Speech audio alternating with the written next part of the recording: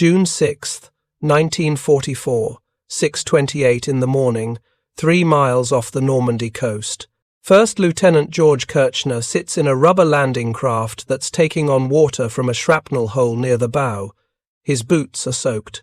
The boat's rising and falling 8 feet with each swell, and he can see the chalk-white cliff face of Pointe du Hoc rising 100 feet straight up from the rocks below, its summit wreathed in smoke from naval bombardment that should have destroyed the German positions, but clearly hasn't, because machine gun fire is already stitching the water around his boat.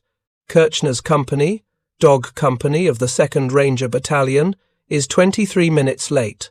They were supposed to hit the beach at H-hour, 06:30, but the British landing craft that were towing their rubber boats released them 3 miles offshore instead of the planned half-mile, and they've been struggling against the current ever since, their small outboard motors screaming at full throttle just to make headway. Every man in the boat knows what 23 minutes means. It means the Germans on top of that cliff have had 23 extra minutes to recover from the bombardment, to man their positions, to prepare to slaughter the Americans trying to climb up. The rubber boat carries 12 Rangers, 30-pound scaling ladders, coils of half-inch rope with grappling hooks, Bangalore torpedoes, small arms ammunition, and the absolute certainty that what they're about to attempt is either tactically brilliant or suicidally insane. Kirchner looks at the cliff and does the math he's done 100 times during training. 100 feet of vertical rock face, wet from sea spray, cratered from bombardment, which might create handholds or might create unstable sections that will collapse. Germans at the top with machine guns, grenades, and a perfect field of fire down on anyone trying to climb. The Rangers have rope ladders and grappling hooks fired from modified rocket launchers. They have 15 minutes of ammunition for suppressive fire, and they have a plan that German officers, when they learned about it through intelligence reports after the war, admitted they had considered impossible enough to laugh about during defensive planning sessions. If you're enjoying this deep dive into the story, hit the subscribe button and let us know in the comments from where in the world you are watching from today. What Hauptmann Otto Pluskat, commanding the artillery observation post overlooking this section of coastline, he didn't know at 0600 that morning was that the rubber boats approaching his position represented a tactical philosophy that German defensive doctrine had never seriously considered. The Germans had built their defences at Pointe du Hoc based on a rational assessment of what terrain could be assaulted. 100-foot vertical cliffs qualified as impassable terrain. You didn't fortify them heavily because no sane commander would attempt to climb them under fire. The Americans had looked at those same cliffs and reached a different conclusion. Anything vertical could be climbed with the right equipment and sufficient motivation, and if the Germans believed the cliffs were impassable, then climbing them offered the element of surprise that might offset the tactical disadvantage of attacking upward against prepared positions. The transformation that led to Rangers in rubber boats heading toward impossible cliffs began 18 months earlier, in December 1942, when the United States Army activated the 1st Ranger Battalion. The unit was modelled on British commandos, elite light infantry trained for raids and reconnaissance. But American doctrine added something the British hadn't emphasized. The Rangers would specialize in assaulting fortified positions that conventional forces considered too difficult or too costly to attack. The mission at Pointe du Hoc embodied this philosophy perfectly. The point was a triangular promontory jutting into the English Channel between Utah and Omaha beaches. German intelligence had positioned 6 155mm artillery pieces in concrete casemates on top of the cliff. Those guns could range both landing beaches, capable of destroying landing craft before they reached shore, turning the invasion into a slaughter. Allied planners identified the Pointe du Hoc battery as one of the most dangerous defensive positions on the entire Normandy coast. Standard doctrine would have called for sustained aerial and naval bombardment to destroy the guns before the invasion. The Allies did exactly that.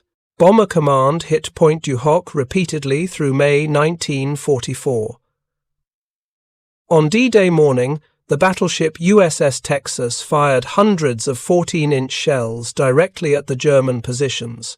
The entire summit of the point should have been turned into a moonscape of overlapping craters with every gun destroyed. But bombardment was never 100% effective. Aerial reconnaissance on June 5 showed that while the position had been heavily damaged, some casemates remained intact. Intelligence estimated 30 to 40% probability that at least some guns survived. For the invasion to succeed, those guns had to be confirmed destroyed. That meant putting men on top of the cliff to physically verify destruction, or, if the guns were still operational, to destroy them by hand. Lieutenant Colonel James Earl Rudder, commanding the 2nd Ranger Battalion, received the mission in April 1944 during invasion planning sessions. His after-action report, written in July, included a section on initial tactical assessment. The mission was considered impractical by conventional standards. Scaling a 100-foot cliff under fire violated every principle of ground combat. The approach offered no cover. The assault was entirely vertical, meaning wounded men couldn't be evacuated and supplies couldn't be brought forward. Success required reaching the summit before German defenders could mass sufficient force to stop the climb. Rudder calculated that if his Rangers could reach the top of the cliff within 15 minutes of landing, they'd achieve sufficient surprise to overcome the defending force before German reinforcements arrived from inland positions. Any longer than 15 minutes, and the Germans would have time to organize, to bring up additional troops, to turn the cliff face into a killing zone. 15 minutes. That single number defined everything about how the Rangers would train, what equipment they'd carry, and what tactics they'd employ. The training began at the Assault Training Centre in Devon, England, in May 1944. The British had located a section of coastline with cliffs similar in height and composition to Pointe du Hoc. For 3 weeks, the Rangers practiced scaling those cliffs under every condition. They climbed in full combat gear. They climbed while instructors threw smoke grenades and fired blanks to simulate combat conditions. They climbed at night. They climbed in rain. They climbed until the act of throwing a grappling hook, catching the rope, and hand over hand ascending 100 feet became automatic. The equipment was improvised and untested. Standard-issue rope ladders were too heavy and too slow to deploy. The Rangers needed something that could be fired from a distance, that would hook securely to the cliff top, and that could support multiple men climbing simultaneously. A British ordnance officer suggested mounting rocket projectiles on the Rangers' landing craft. Attach grappling hooks to ropes, load the assembly into a rocket tube, fire it like a mortar, and the hook would arc up to the cliff-top trailing rope behind it. In theory, it was elegant. In practice, the first test firings were disasters.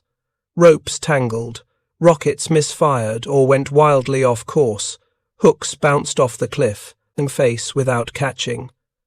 The Rangers spent 2 weeks refining the system, adjusting rocket propellant charges, redesigning the hooks, treating the ropes with waterproofing that also reduced weight.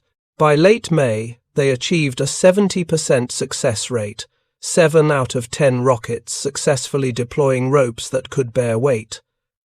70% wasn't good enough for an assault plan, but it was the best they could do with available technology and limited time. Rudder made the calculation that if each landing craft fired 6 rockets and 70% worked, that meant 4 ropes per boat. 3 boats meant 12 ropes total for the assault. That should be sufficient if, and this was crucial, the ropes deployed quickly and the Rangers climbed fast enough that German defenders couldn't cut all 12 before enough men reached the top. German defensive preparations at Pointe du Hoc followed standard doctrine for fortified positions. The artillery pieces were emplaced in concrete casemates with overlapping fields of fire.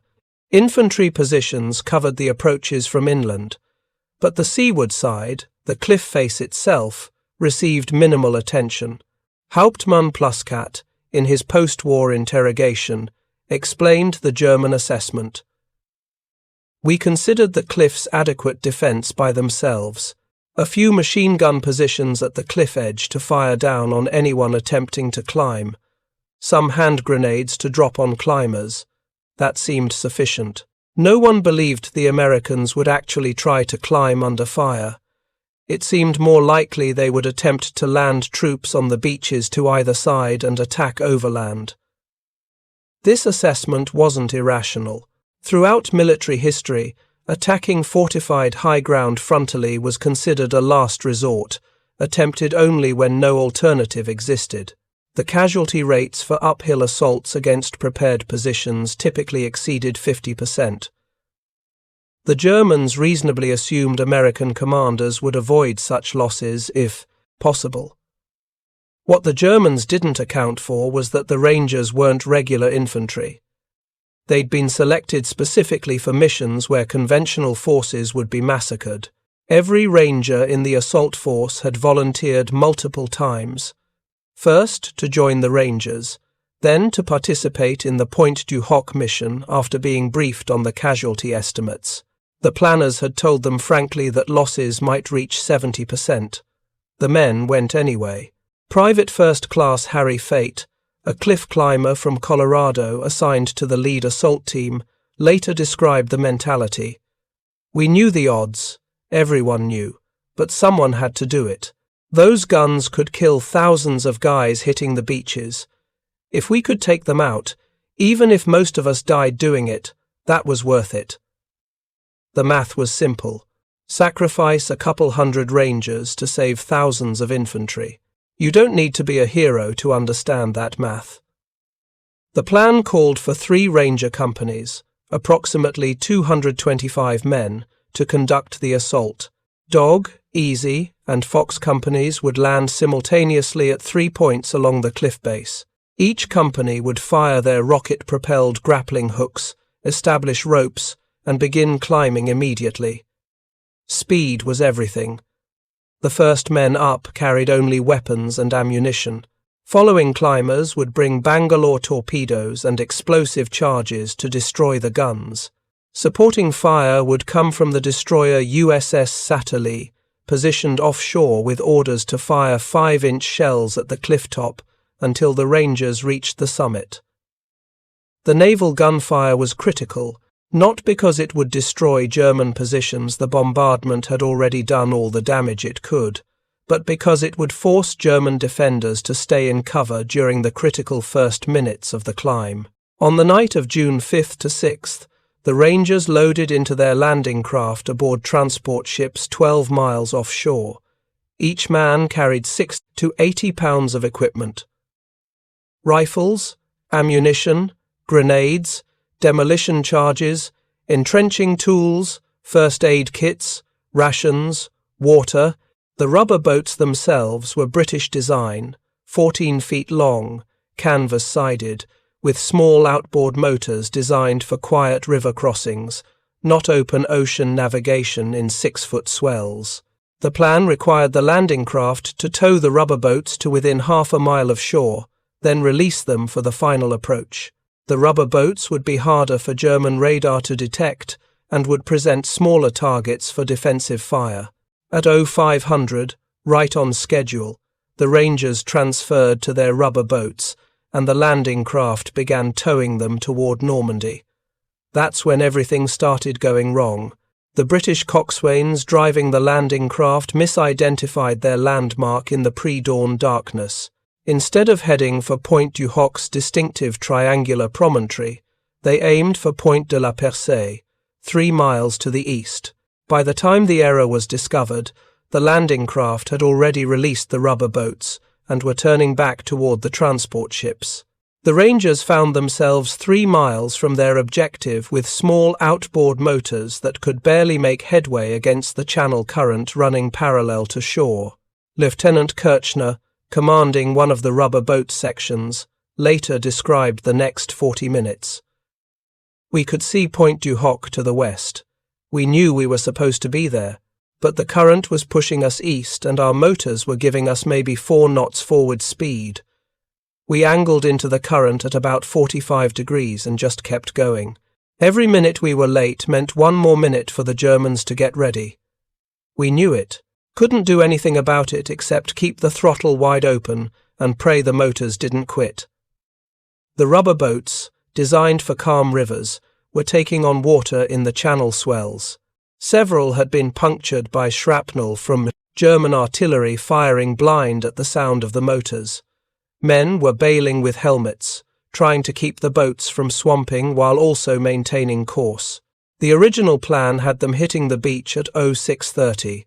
By 06:40, they were still a mile offshore, clearly visible in the growing daylight, and German observers on the cliff top had finally realized what was happening. Hauptmann Pluskat watched through his binoculars as the cluster of small boats struggled through the waves toward his position. In his post-war interrogation, he recalled his initial reaction. I could not believe what I was seeing. Small rubber boats approaching the base of the cliff.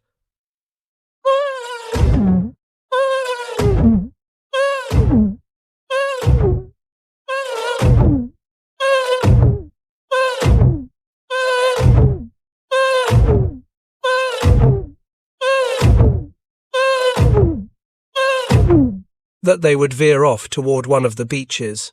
When they kept coming directly toward the point, I realized they actually intended to climb. I alerted my men and told them to prepare to fire down on climbers. I remember thinking the Americans must be desperate or insane to attempt this. At 06:50, 20 minutes late, the first rubber boats ground onto the rocky beach at the base of Pointe du Hoc. Rangers jumped out into waist-deep water, dragging their boats up onto the rocks, while machine gun fire from above kicked up geysers of spray around them. The destroyer Satterlee immediately shifted fire, walking 5-inch shells along the cliff top, forcing German defenders back from the edge. Sergeant Len Lamel, leading one of the assault sections, hit the beach and immediately began setting up the rocket launcher. No time to think about anything. Get the launcher positioned, load the rocket with the grappling hook attached, aim for the top of the cliff, fire. First rocket went off perfect. Hook sailed up, rope trailing behind it, landed somewhere on top, pulled the rope taut. It held. Second rocket misfired, third one worked. Now we had 2 ropes. That meant go. The scene played out simultaneously at 3 landing points. Rangers firing rockets, some working, some failing, ropes snaking up the cliff face. Men starting to climb before the ropes were even fully secured, hand over hand, boots scraping against wet rock, weapons slung across their backs. The naval gunfire was so close overhead that the concussion waves could be felt, shell fragments whistling past, but the Rangers climbed through it because stopping meant dying. Private First Class Fate was among the first up his section's rope. 100 feet doesn't sound like much until you're climbing it with 60 pounds of gear while people are shooting at you. Your arms start burning after 20 feet. By 50 feet, you can barely grip the rope, but you don't stop because the guys below you need you to get to the top so they can follow. You just pull, one hand over the other, and try not to think about the machine gun fire. The Germans, recovering from the naval bombardment, began appearing at the cliff edge. They'd shoot down at the climbers, then duck back when the destroyer's shells came screaming in. Some Rangers were hit and fell, smashing into the rocks below. Others were wounded but kept climbing, knowing that letting go meant certain death. The ropes themselves became targets. German soldiers tried to cut them with knives or engineers' axes, but the half-inch manila rope was tougher than expected, and the naval gunfire kept most Germans away from the cliff edge long enough for the Rangers to make progress. First Sergeant Lamel reached the top first, exactly 11 minutes after landing. He rolled over the edge into a bomb crater, came up firing his Thompson submachine gun at 2 German soldiers who'd been trying to cut his rope. Both went down. More Rangers appeared over the edge, spreading out left and right, establishing a perimeter. By minute 13, 40 Rangers were on top. By minute 15, over 70 had made it up, and the initial defensive positions were secured. The cliff assault that German officers had considered impossible had succeeded. But the Rangers' mission was only beginning. The summit of Pointe du Hoc looked like a nightmare landscape. Naval and aerial bombardment had created overlapping craters 20 feet deep. The earth was churned into a moonscape of mud and shattered concrete. Sections of trench systems were exposed, others had collapsed entirely, and everywhere, hanging in the air, was the smell of cordite and disturbed earth. The Rangers moved toward the gun positions, clearing trenches as they went, throwing grenades into dugouts, shooting any German soldier who appeared. The intensity was brutal. Close-quarters combat where engagements happened at distances of 10 to 15 feet. Sergeant Lamel's section reached the first casemate 3 minutes after gaining the summit. The massive concrete structure was intact, its 6-foot-thick walls showing only superficial damage from bombardment. Lamel approached the firing embrasure, ready to throw a thermite grenade inside to destroy the gun. He looked through the opening and saw nothing. The casemate was empty. No gun, just concrete and debris. He moved to the second position.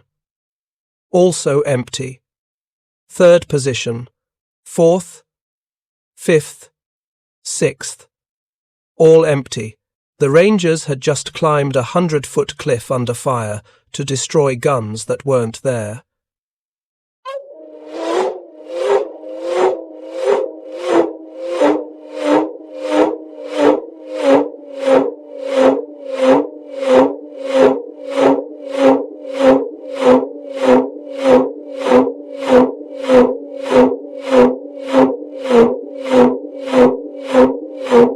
It helps us continue producing in-depth content like this. The immediate reaction was confusion. Intelligence had confirmed the guns were here. Aerial reconnaissance had photographed them. The entire mission was predicated on those 6 155mm artillery pieces being in position. If they weren't here, where were they? Lieutenant Kirchner organized a quick search pattern. The Rangers spread out inland from the cliff, moving through the cratered terrain, checking every position. The German defenders were falling back, not making a determined stand, which was unusual. Normally, defenders of a critical position fought to the last man. These Germans were withdrawing almost immediately after contact. About 400 yards inland from the cliff, Sergeant Lamel and Staff Sergeant Jack Kuhn were conducting a reconnaissance patrol when they discovered a concealed supply road running south into the hedgerows. They followed it cautiously, weapons ready, expecting ambush at any moment. After 200 yards, the road opened into a small clearing, and there, arranged in perfect firing positions but without camouflage, were the 6 missing guns. The 155mm artillery pieces sat in firing positions aimed at Utah Beach. Ammunition was stacked nearby. The guns were ready to fire, but unmanned. Lamel later described the moment. We couldn't believe it. Here they were, exactly what we'd climbed that cliff to destroy, sitting in the open without a single German guarding them. The guns must have been moved inland before the invasion to protect them from bombardment. The Germans probably planned to move them back to the casemates after the invasion started, but we'd gotten on top of the point too fast. Lommel and Kuhn didn't have radio contact with the main Ranger force. They were 2 men, isolated, with 6 massive artillery pieces that could devastate Utah Beach if the Germans returned to crew them. They had thermite grenades designed to destroy gun mechanisms, but only 2 grenades between them and 6 guns. Improvisation was necessary.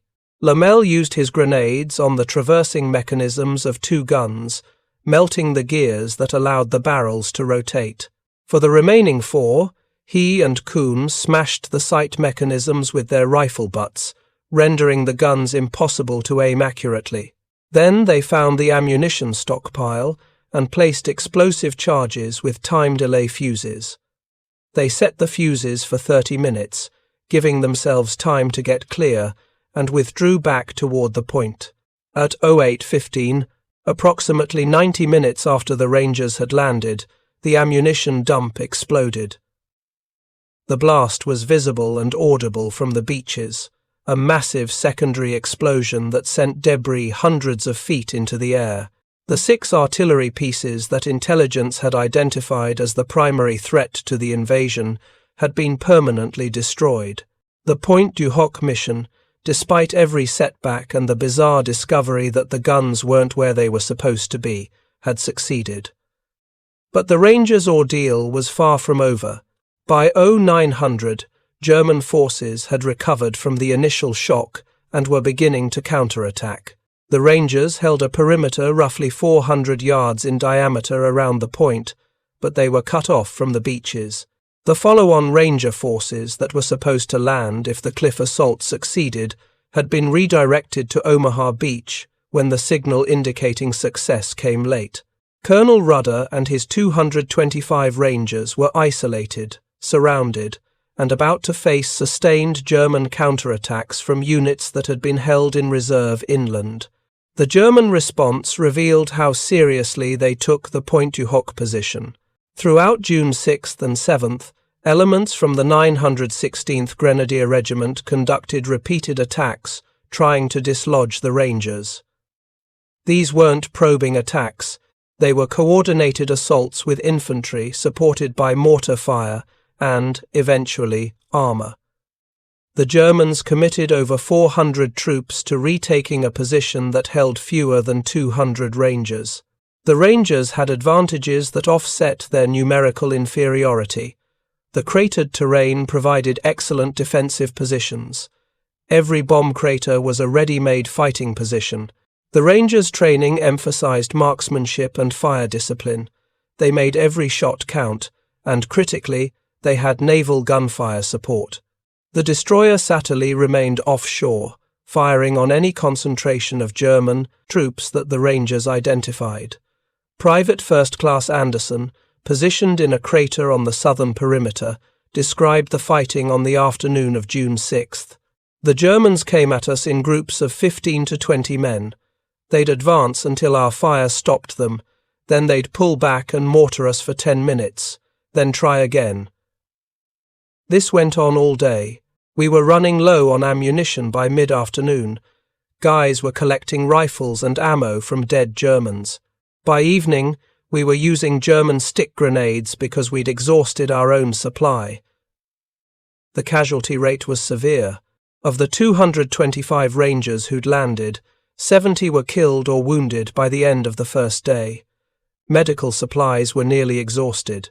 The Rangers had established an aid station in one of the German bunkers, but without resupply, they couldn't treat serious wounds effectively. Men with injuries that would normally require evacuation remained in fighting positions because there was nowhere to evacuate them to. Communication with the invasion force was intermittent.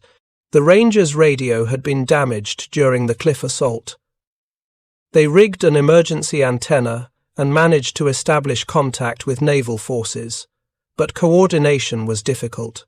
The Rangers could call for naval gunfire, but identifying targets accurately from their isolated position was challenging. Several times, the Satterlee fired danger-close missions, dropping 5-inch shells within 100 yards of Ranger positions to stop German assaults. The night of June 6th to 7th was the worst period.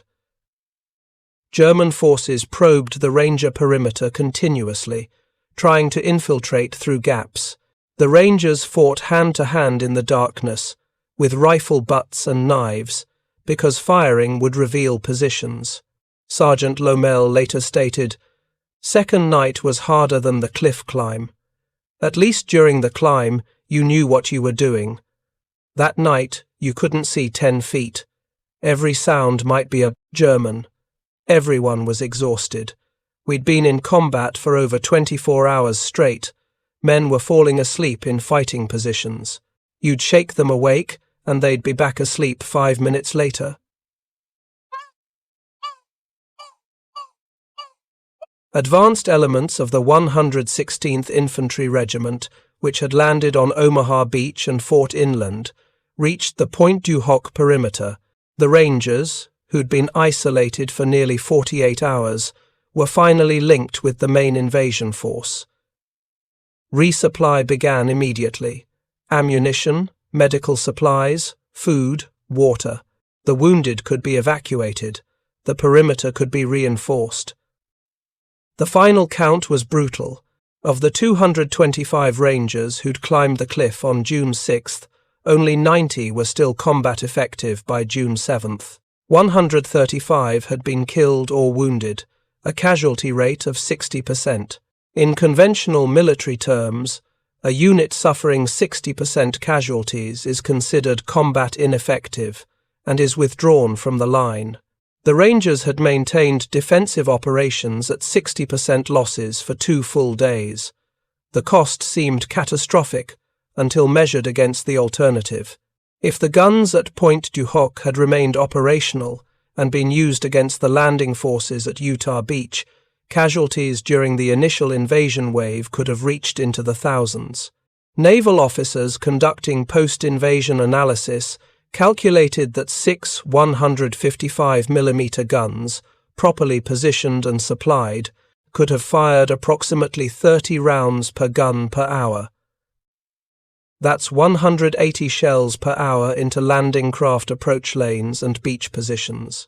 Each shell carried a 25-pound high-explosive warhead, capable of destroying landing craft or killing dozens of men in the open. Over the critical first 6 hours of the invasion, those guns could have fired over 1,000 shells, each one a potential catastrophe. The Rangers' mission, despite horrific casualties, had prevented that outcome. The German assessment of the Pointe du Hoc assault came through interrogations of captured officers and from documents recovered after the war.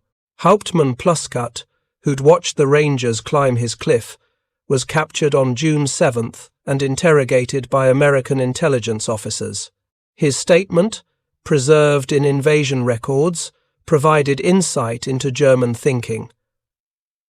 The assault should not have succeeded. Everything was in our favor. High ground, prepared positions, clear fields of fire.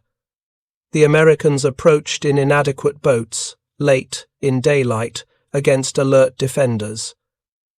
They climbed a vertical cliff while we shot at them.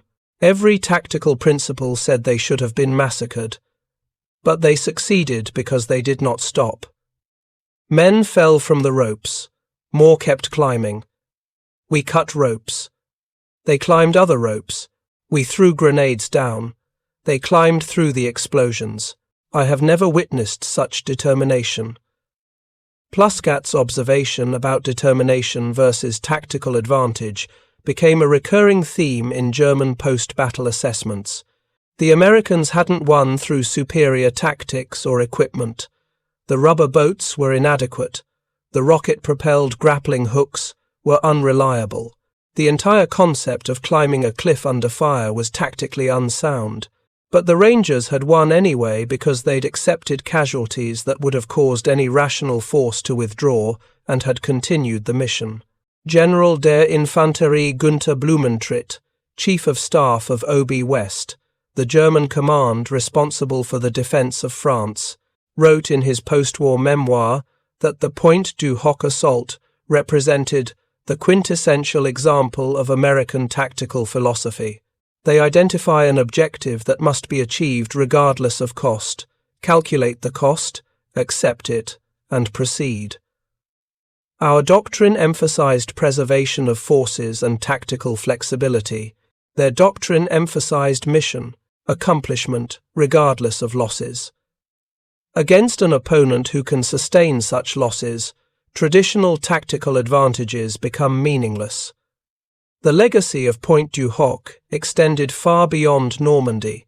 The successful cliff assault established precedents for future operations, where vertical terrain was previously considered impassable.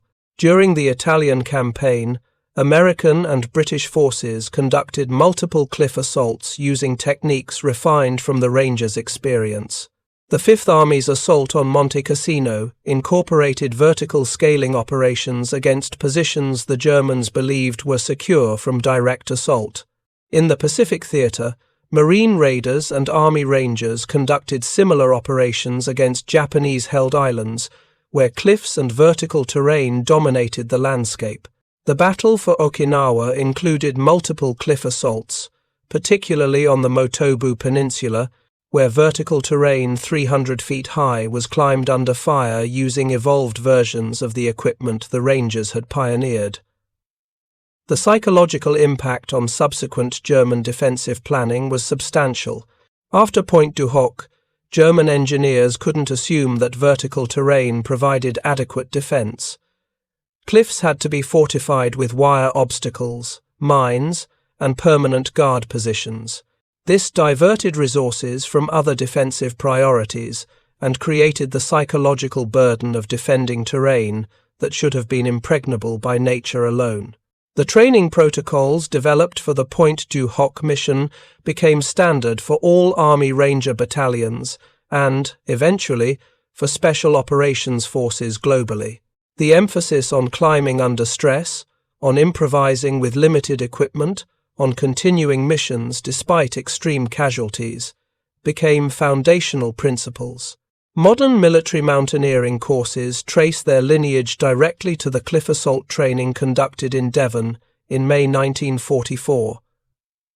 Perhaps the most lasting legacy was the demonstration that tactical doctrine based on rational calculations of acceptable losses could be defeated by an opponent willing to accept irrational losses to achieve strategic objectives.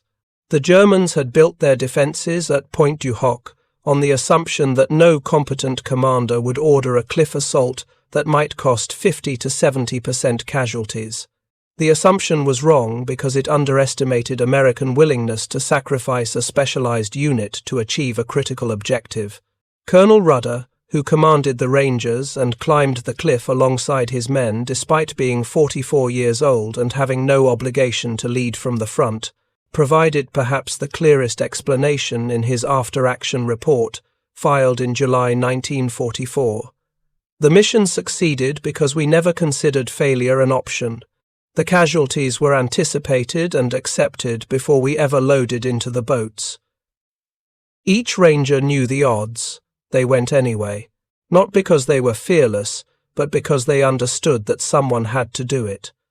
Military history is filled with examples of forces refusing impossible missions. We succeeded by redefining impossible as merely very difficult. That redefinition, that willingness to look at terrain that everyone agreed was impassable and say, "We'll pass anyway," represented a fundamental shift in how American forces approached tactical problems. If terrain couldn't stop determined troops with adequate equipment and sufficient motivation, then defensive planning had to account for attacks coming from unexpected directions, including straight-up cliffs previously considered secure by nature. The rubber boats that German officers had laughed at during defensive planning sessions, the improvised rocket launchers, the rope ladders that looked like something from a medieval siege rather than modern warfare, all of it succeeded because the men using them refused to acknowledge that success was impossible. They climbed because the mission required climbing. They accepted casualties because the mission required accepting casualties. They held an isolated position against overwhelming counterattacks because withdrawing wasn't an option. Sergeant Lomel, who'd been first over the cliff and had discovered and destroyed the guns, was awarded the Distinguished Service Cross. In a 1988 interview, he was asked if he'd ever regretted volunteering for the Rangers or for the Pointe du Hoc mission specifically. His answer captured the essential mentality of the men who'd climbed that cliff. Regret would mean I wished I hadn't done it. I don't wish that. It needed doing. If we hadn't climbed that cliff, those guns would have killed thousands of men on the beaches. We lost a lot of good Rangers doing it. But we saved more lives than we lost. That's all that matters. The Germans could laugh at our rubber boats all they wanted. We're the ones who ended up on top of that cliff. Thank you for watching. For more detailed historical breakdowns, check out the other videos on your screen now, and don't forget to subscribe.